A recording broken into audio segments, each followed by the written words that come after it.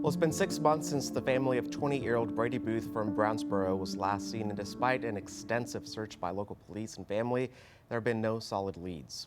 Booth, who struggles with schizophrenia and was off medication during the time of his disappearance, left without a trace. Family members say it's out of character for him to be out of contact this long.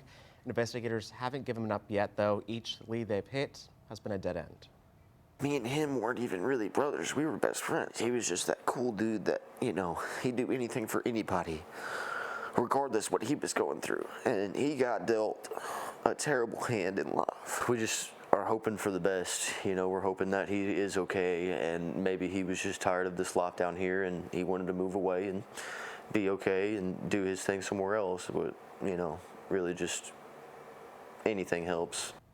Now, if you know any information about Brady Booth's case, you're urged to contact the Brownsboro Police Department.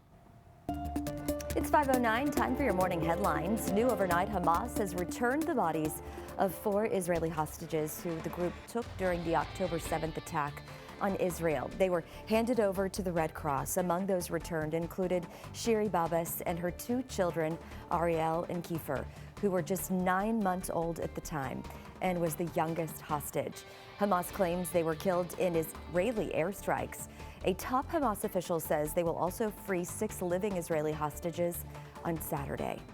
President Trump continues to take aim at Ukrainian President Volodymyr Zelensky after accusing him of being a dictator. Speaking at an investment conference yesterday, the president accused Zelensky of mismanaging U.S. aid to Ukraine amid the country's ongoing war with Russia.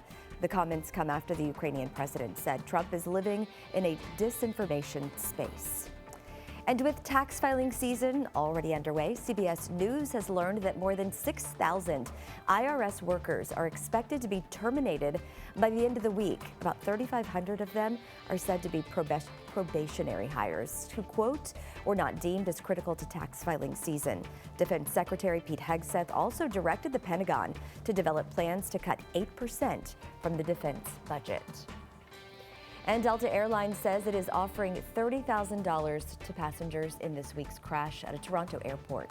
All 76 passengers and 4 crew members on board survived.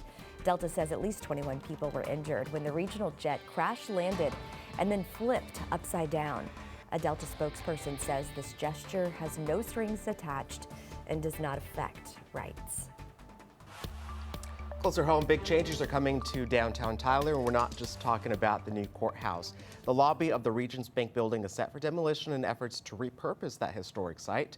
Work is already underway this week, too, and the 12-story tower that houses businesses and office will remain intact. Now, the lobby was built around 1980 in the city's first designated lot. The project is now waiting for permits before moving forward. Fences will be placed around the perimeter of the building, and portions of Broadway Avenue may be impacted, and some streets may close, as well as sidewalks. Speaking of streets, Sarah, how are our frigid cold temperatures and streets?